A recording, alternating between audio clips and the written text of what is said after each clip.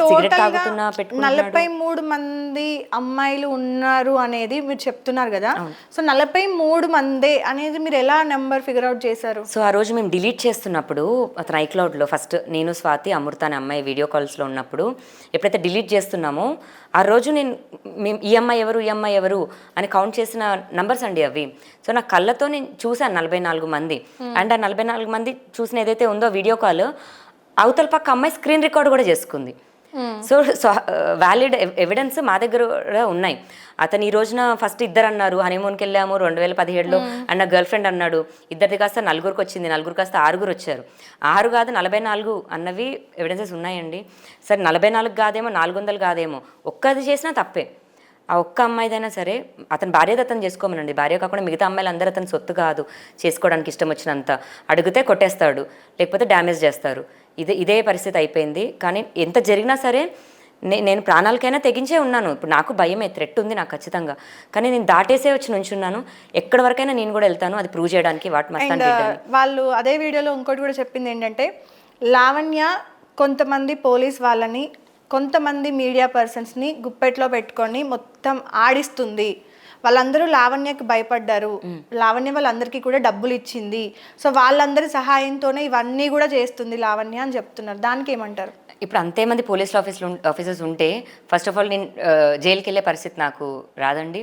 జైలుకి వెళ్ళే పరిస్థితి సరే అయిపోయిందేమో, అటు నుంచి బయటకు వచ్చిన తర్వాత పరిచయమైన పోలీసులు అయినా సరే తర్వాత ఇన్ని కేసులు నా మీదైతే అవ్వకుండా నన్ను ప్రొటెక్ట్ చేసుకోగలరు కదా. ఆ మాత్రం ఎందుకు 7 కేసులు అవుతాయి? అది జస్ట్ ఆరోపణ మాత్రమే. అండ్ ఏ పోలీస్ ఆఫీసర్తో నేను వీడియో కాల్స్ మాట్లాడలేదు, కలవలేదు, సంబంధం ఎటువంటి సంబంధం లేదండి.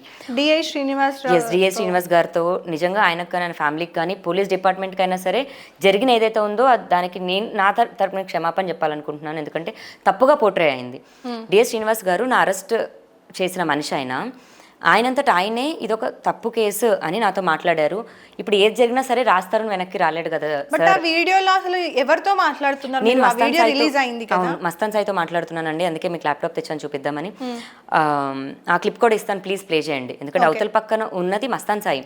మీరు ఇక్కడ అంటే మీరు మాట్లాడుతుంది, ఇప్పుడు మీరు ఎలాగో మీ లైఫ్ పోయింది, ఓకే, అవతల ఉన్న మస్తాన్ సాయి ఆల్రెడీ బయటకు వచ్చేసాడు, కేసులో ఉన్నాడు కాబట్టి. సో అనవసరంగా ఇక్కడ ఒక మంచి పోలీస్ ఆఫీసర్ ఎవరైతే ఉన్నారో ఆయన లైఫ్ మీ వల్ల రోడ్ మీదకి ఎక్కినట్టే ఖచ్చితంగా. అండ్ దానికి నేను ఎప్పటికైనా సరే ఆయన కోసం స్టాండ్ తీసుకుంటాను. ఎందుకంటే జరిగింది అంటే జరిగిందని చెప్తాను. ఎందుకు ఇవ్వలేదు డిపార్ట్మెంట్ దగ్గరే ఉందండి, అది హార్డ్ డిస్క్ లో ఉన్న వీడియోనే. అది ఎక్కడో నేను ఇప్పుడు అందరూ రాంగ్ గా పోర్ట్రే చేశారు అని చెప్పేసి మీరు మీడియా ముందుకు వచ్చేసి చెప్పారా ఈ మాట? చెప్పాను కదండి, డే 1 చెప్పాను. ఎప్పుడైతే ఆయన డిఐ గారిది ఇలా అటాచ్ చేశారు అని తెలిసిందో నెక్స్ట్ డే వచ్చాను, అతనికి సారీ చెప్పాను అండ్ ఫ్యామిలీకి కూడా చెప్పాను. బికాస్ నోవే రిలేటెడ్ ఇది, వాళ్ళ ఫ్యామిలీ కూడా సఫర్ అవుతున్నట్టే కదండి. ఇంత పెద్ద మచ్చ, సంబంధం ఉంది అన్నది ఇంకా పెద్ద మచ్చ. అది ఇప్పుడు వేరే కేసు పరంగా మాట్లాడడం అన్న వేరు, కానీ సంబంధం అన్న మాట ఇది కదా. వాయిస్ కంప్లీట్ గా కూడా మీరు మాట్లాడుతుంది మస్తాన్ సాయి, వీడియో మస్తాన్ సాయితో అండి, వీడియో మస్తాన్ సాయి, ఆడియో.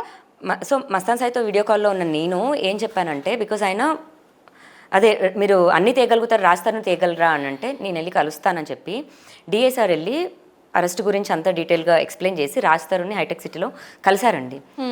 పర్సనల్గా కలిశారు. అయ్యా నువ్వు ఇలా కరెక్ట్ కాదు, వదిలేయడం అన్నది కరెక్ట్ కాదు అంటే, నేను వచ్చే సమస్య లేదండి, నేను రాదలుచుకోలేదు అన్నాడు, కేసు పెట్టక ముందనమాట. అదే విషయం నేను మస్తాన్ సాయికి చెప్పాను, ఇలా డిఎస్ఆర్ నాకు అంతా చెప్పారు అండ్ సారీ చెప్పారు, ఒప్పుకున్నారు అండ్ రాస్తారని కూడా కలిశారు అంటే, నేను నిజంగా మాట్లాడుతున్నావా, ఏది ఫోన్ చేయి ఒకసారి ఇలా అన్నాడు. సో నేను అది కూడా ఎందుకు చెప్పాను ఇదంటే, ఇఫ్ హ్యావ్ ఎ పర్సన్ నా వెనకాల కూడా ఎవరో ఒకరు ఉన్నారు అంటే మస్తాన్ నన్ను ఏం చేయకుండా ఉంటాడని.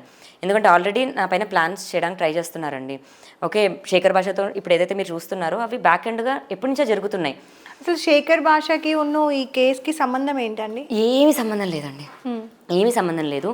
మస్తాన్ సాయి పురమాయించిన ఒక మనిషి అయి ఉండొచ్చు, లేదా ఫేమ్ కోసం వచ్చిన ఒక మనిషి ఉండొచ్చు. మస్తాన్ సాయి అనే టాపిక్ రాకముందు నుండే మీరు ఎప్పుడైతే ఏమంటారు, లైక్ ఐ థాట్ అంటే రాజ్ తరుణ్ గారి పైన కేసు పెట్టగానే శేఖర్ భాష గారు బయటకు వచ్చి లేదండి లావణ్య ఇలాంటి అమ్మాయి అలాంటి అమ్మాయి అని చెప్పేసి ఆయన మాట్లాడడం స్టార్ట్ చేశారు. తర్వాత మస్తాన్ సాయి గారి కేసు వచ్చింది.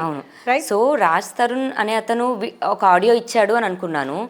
రాజ్ తరుణ్ కాదు అసలు ఆడియో ఇచ్చింది, మస్తాన్ సాయి ఇచ్చాడు డే 1. నేను రాజ్ తరుణ్ వాళ్ళ మమ్మీని, రాజ్ తరుణ్ లంజా కొడుకని తిట్టాను అన్న ఆడియో పట్టుకొని సర్క్యులేట్ అయ్యాడు అంత మీడియా అంతా. ఆ రోజు నుంచే మస్తాన్ సాయి నేను కేసు పెడతానని తెలుసు, నన్ను మీడియాలో డీఫేమ్ ఇలా ఈ అమ్మాయిని చెయ్యాలి అని తెలుసు. ఇంత డీఫేమ్ అయిన ఒక అమ్మాయే నాకు పైన తప్పుడు కేసు పెట్టిందండి, నాకు కానీ మా దర్గాకు కానీ ఇటువంటిది ఏం సంబంధం లేదు అని అతన్ని ఈ మీడియాలో మాట్లాడినవన్నీ ఎవిడెన్సెస్ క్రియేట్ చేసుకుంటూ కోర్టులో కేసు కొట్టేయించుకోవడానికి ప్రయత్నిస్తున్నాడండి మస్తాన్ సాయి. ఓకే, సో ఇదంతా ముందు నుంచి ఉన్న ప్రాపర్ ప్లాన్. ఓకే. సో ఇప్పుడు